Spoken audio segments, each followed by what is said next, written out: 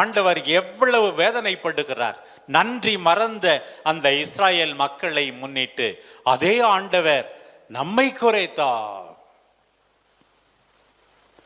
வேதனையின் வெளியீடுகளை தெரிவிக்காமல் இருக்குமாறு நாம் வாழ வேண்டும். இணை சட்டம் 32ஆம் அதிகாரத்தை நீங்கள் வாசித்து பார்க்க வேண்டும். அதே போலத்தான்